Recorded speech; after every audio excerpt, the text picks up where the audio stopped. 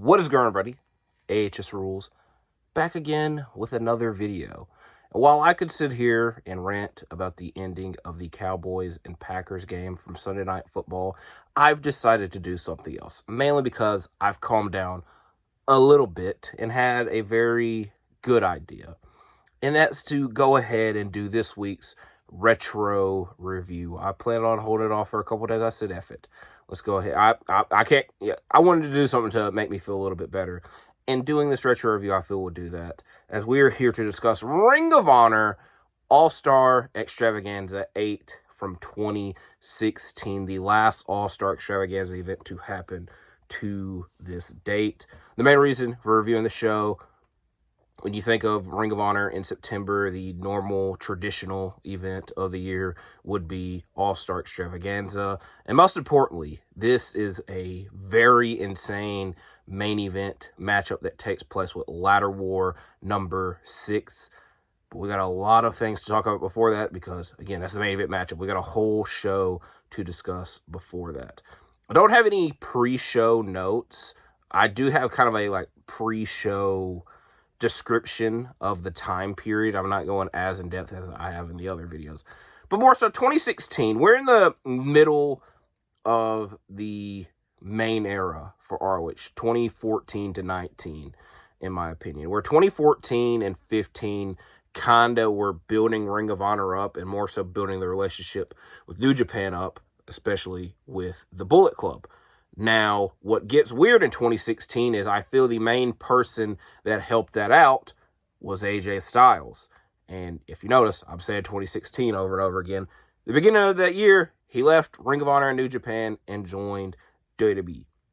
So the New Japan relationship with Ring of Honor in 2016 gets a little bit crazy because the 16th anniversary show, the Death Before Dishonor pay-per-view, and this pay-per-view itself were New Japan crossover. I don't want to say crossover events, but New Japan stars were competing on those events. So the New Japan talent were appearing a lot more. Of course, you still had Global Wars and War of the Worlds, but the Bullet Club and I like to call this as a pause period because 14-15, things were picking up on the horizon. 2016, it didn't really grow anymore. It kind of just stayed the same, where 2017 and 18, it obviously goes way up once Cody Rhodes comes into play. Also, another kind of thing that plays into that is Kenny Omega, who takes over the Bullet Club for AJ, does not appear as much in Ring of Honor as AJ did. He still does appear a handful of times, but not as much as AJ. So it doesn't really affect the product that much, but it kind of feels like the middle period and forgotten period in this whole saga of events. But again, I don't really have anything too crazy to say about it in the pre-show notes because, again, we also have I took a lot of notes on the show. Let's just go ahead and get right into it. I delayed you a good 2 minutes with jibber jabber, but it's kind of what I do best. So our opening contest, there's just also a lot of things I will say during this review that I feel I say it and you either did not know about it or forget about it. Such as our opening contest being for the television championship, Bobby Fish taking on Donovan Dijak. We get a big ovation for Dijak, or as we are in his hometown in Lowell, Massachusetts. I don't know his exact location, but he's from around the area. Fish stands on the second rope to have the heights advantage on the Code of Honor, but we get the Code of Honor nonetheless. Then Fish uses his kicks early on to target the leg of Dijak, hurting both when Dijak hits a big boot, and Fish obviously gets hit with it, and Dijak is selling from where he's been kicked. Corner suplex by Fish gets a 2 count, and then Dijak hits a Feast Your Eyes, but the damage that has been done to his knee delays a pinfall and causes a very close 2 count. He then misses on a top rope moonsault, and a knee bar is applied in the center of the ring, but Prince Nana helps Dijak get to the bottom rope. Another Feast Your Eyes is attempted with Fish transitioning it into a sleeper hold that Dijak eventually passes out from, and Bobby Fish retains his television championship.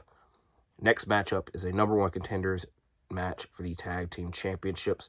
The All Night Express versus Keith Lee and Shane Taylor versus War Machine versus the team of Colt Cabana and Dalton Castle. Colt Cabana had been away from Ring of Honor for about 5 years and then returned at the beginning, or at Supercard of Honor in 2016, so kind of towards the middle of the year. Challenged for the Ring of Honor World title a couple of times, but never claimed it, and teamed with someone that's very similar to him in Dalton Castle.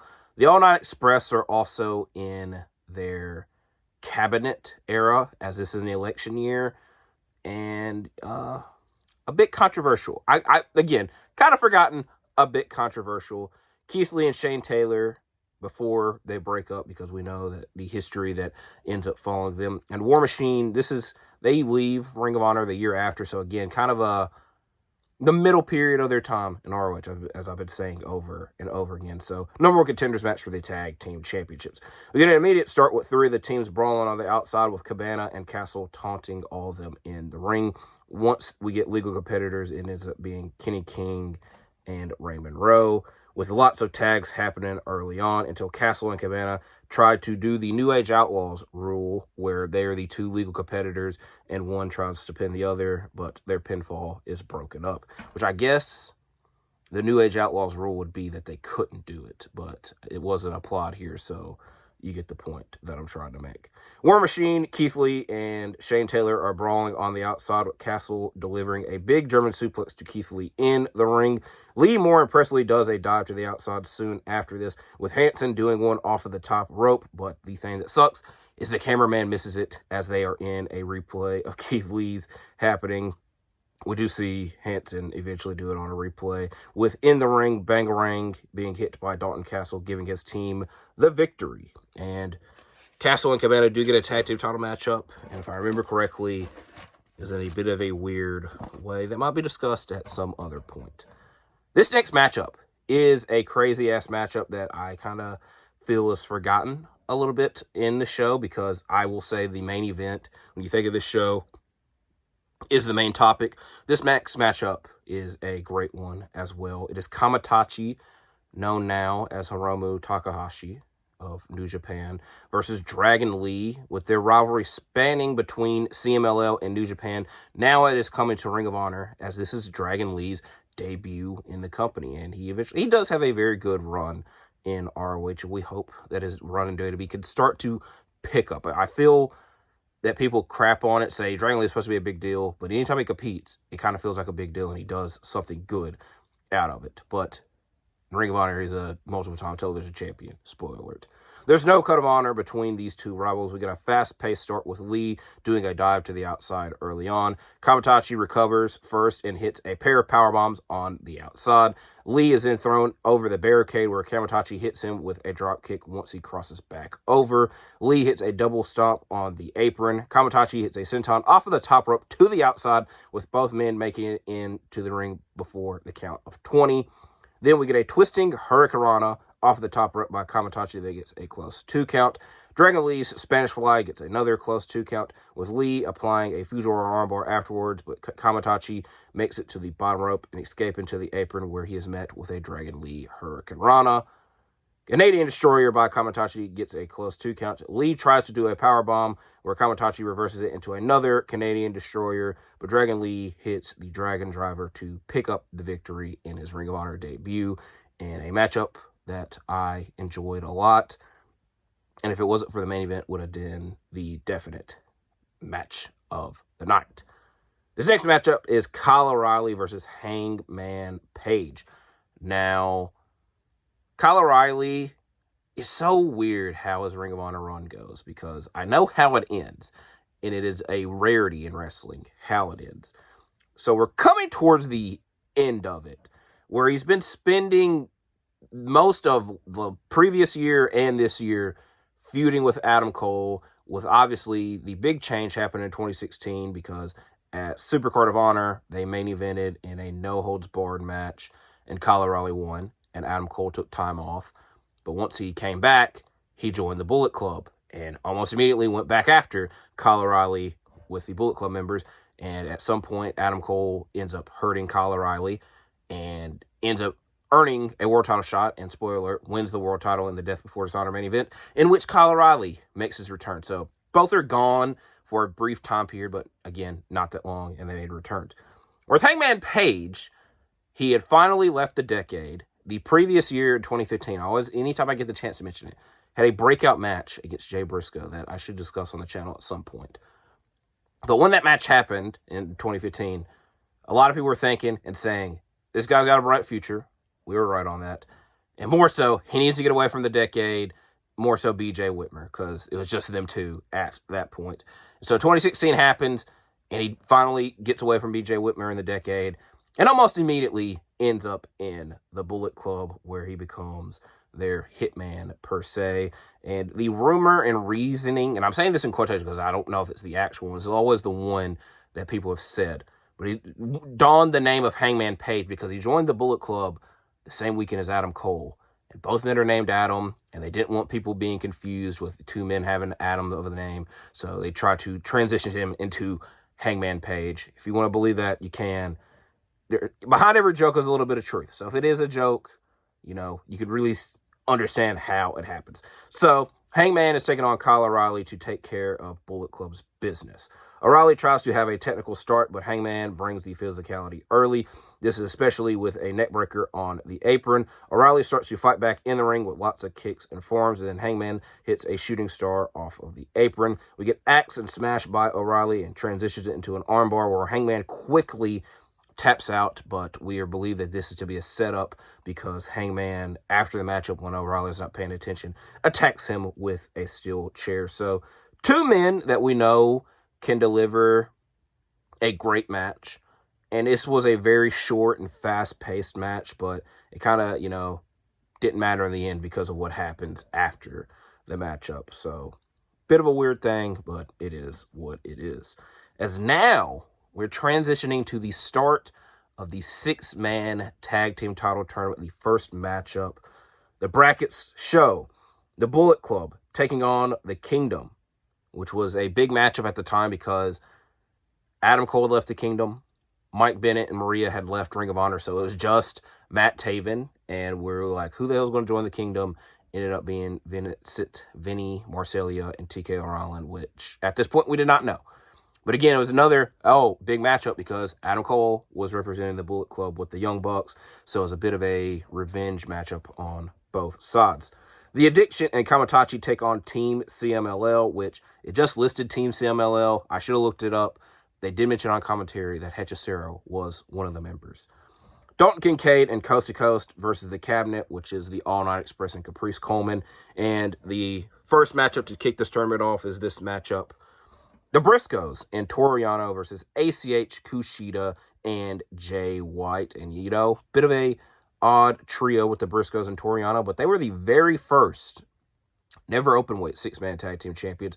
So could they do the same for the Ring of Honor six-man tag team championships? I also do want to point out that the Briscoes were the IWGP heavyweight tag champions. What matters, they were the heavyweight champions. Heavyweight tag team champions at the time, which anytime I see visuals of that, I always get a big pop because I always like those titles. And the Briscoes are my favorite tag team of all time. Mark and ACH start the matchup off, even though there are frequent tags early. Jay does a dive to the... Jay Briscoe. This is something that one had to do.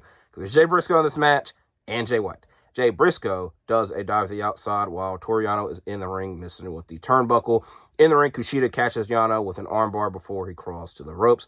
ACH does a dive to the outside onto everyone with a Briscoe Death Valley driver and Froggy Bow on Jay White, getting a very close 2 count. Yano rolls up Jay White for another close 2 count, with Jay White hitting a dropkick on him, with Kushida diving into the Briscoes on the outside, and ACH landing the Midnight Star 450 splash for the win. Now, I don't know when or if I will discuss Final Battle 2016 on this channel. It is a very important and good show in Ring of Honor history, and there's a lot of important things, one of those being the finals for this tag team tournament, so I won't spoil who wins the tournament in case, you know, you don't know. But the funny thing is, this trio ends up in the finals, but one of the members leaves Ring of Honor before the finals happen, so it is always something that also comes to my mind. Next matchup, Jay Lethal versus Tetsuya Naito, a non-title matchup, as Tetsuya Naito is IC champion at the time, and both men recently lost their world championships. Jay Lethal at Death Before Dishonor to Adam Cole, and I believe that Naito lost his world title to Okada at Dominion because I don't remember the timeline. I know that Naito won the title earlier in the year after he won the New Japan Cup, and then he quickly lost it back to Okada. So the only thing that really confuses me is I don't know when he wins the Intercontinental Championship, which he comes out with. Again, it's a non-title matchup. Another thing that is probably forgotten is Jay Lethal's brief tenure in Los Ingobernables de Japón, which, again, I mentioned that they did a lot of Ring of Honor New Japan events in this year, and at Honor Rising, they teamed up, so that's why Lethal was in LIJ. And Lethal was looking for redemption against Adam Cole and the Bullet Club at the Death Before Dishonor TV tape, as he thought he would even the odds with his LIJ partners, but Naito and Evil ended up leaving him, so he's seeking revenge on Naito in this matchup. And a highlight of this matchup that they show several times is that Jay Lethal is making his entrance when Tetsuya Naito attacks Bobby Cruz during the introductions in a bit of a funny moment. And I imagine that Bobby Cruz is okay, or else it wouldn't be as funny. Once the matchup starts, we get many chops and forearms. We get a Lethal combination and a Hail to the King for a 2 count. Lethal counters Destino into a cutter. Naito hits a front kick with Lethal responding with a spinning kick. Lethal applies a crossface with Evil pulling the referee out of the ring. Evil bumps into Naito while in the ring, setting Lethal up for a cutter and a close 2 count when Lethal needs a lethal injection to pick up the victory. Good match, despite the interruptions and interference of Evil, which I know that a lot of people of LIJ, or just matches in Evil with Evil, and if Evil is in the vicinity, people kind of look down on it. This match I don't feel was as bothered because of it. I think it kind of helped it a little bit, but I might be in the minority.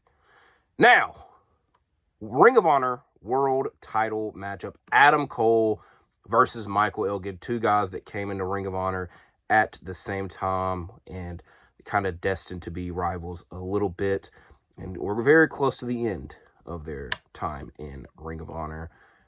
And again, men that had multiple matches in ROH. At Death Before Dishonor in 2013, Adam Cole defeated Michael Elgin to win his very first Ring of Honor World Championship in the World Title Tournament Finals, where you fast forward to Best in the World 2014 the next year, where Michael Elgin wins his first Ring of Honor World Championship by defeating Adam Cole.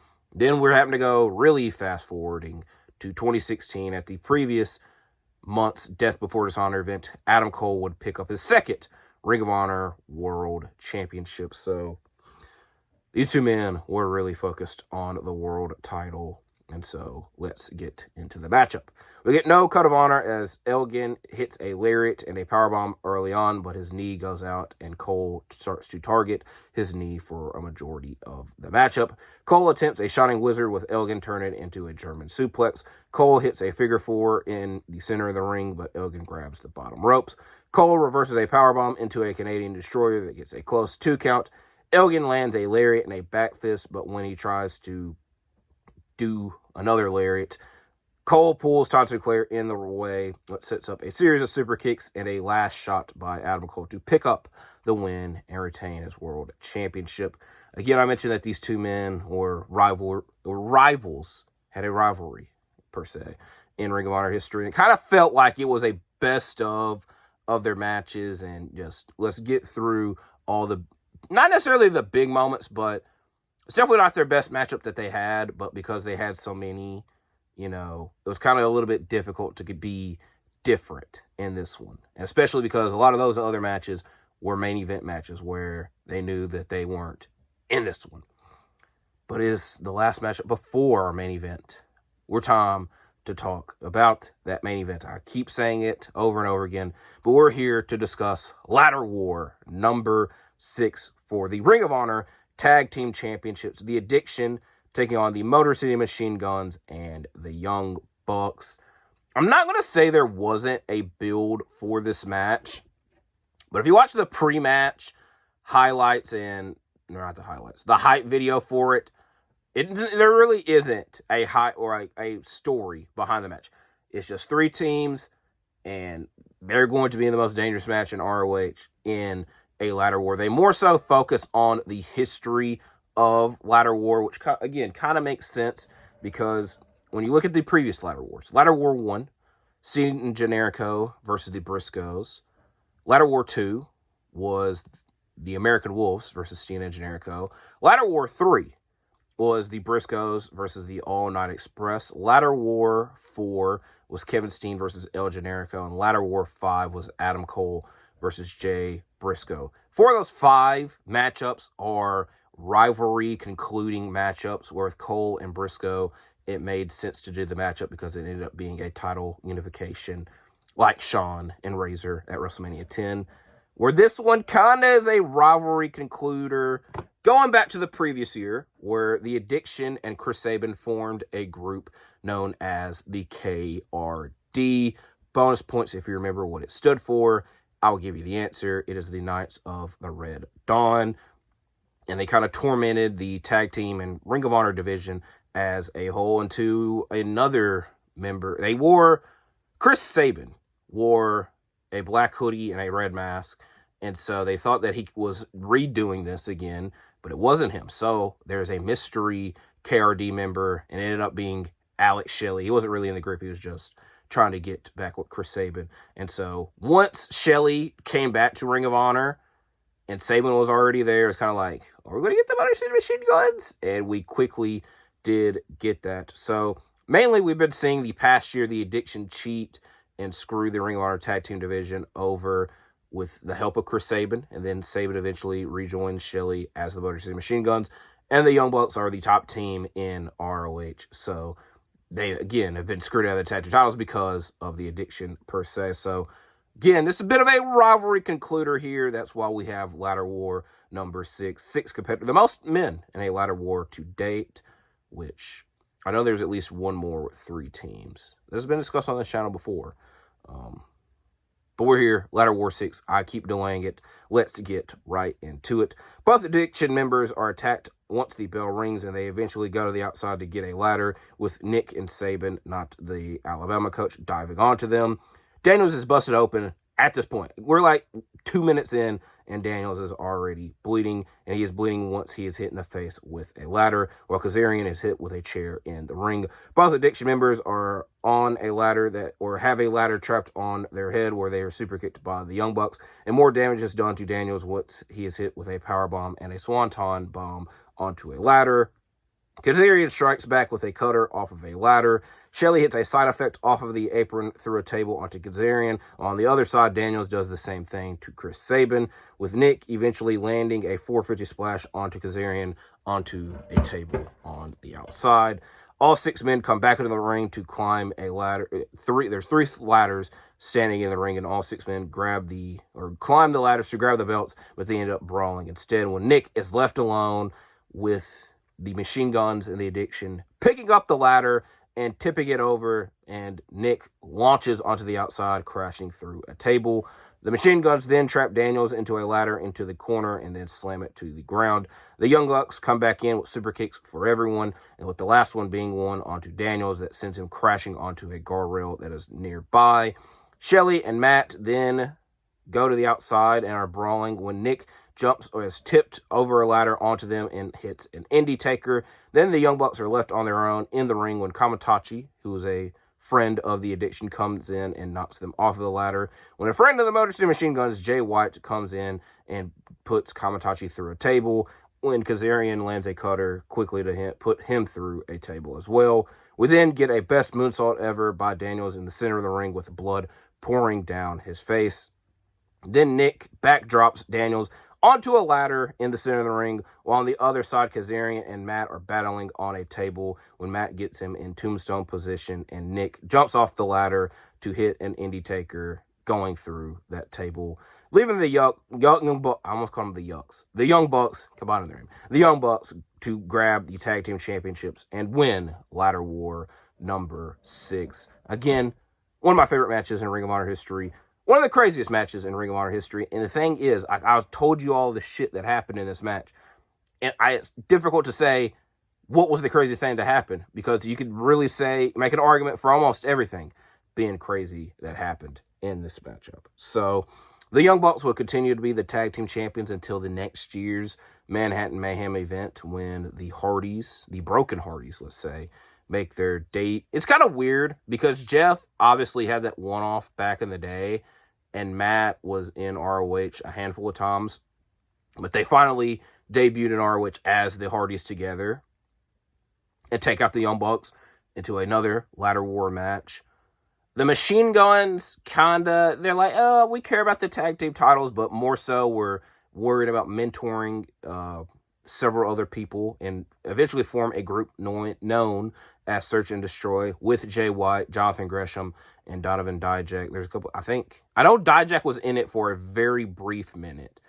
I know that Gresham and Jay White were the main other members of the group. Or with the Addiction, this matchup ended up being the game changer for them, more so Christopher Daniels because of the, 2 minutes into the match, he's already bleeding crazily. And at 46 years, I believe they said he was 46 in this match, which, if you know Christopher Daniels, you know he's kind of been a veteran for as long as forever.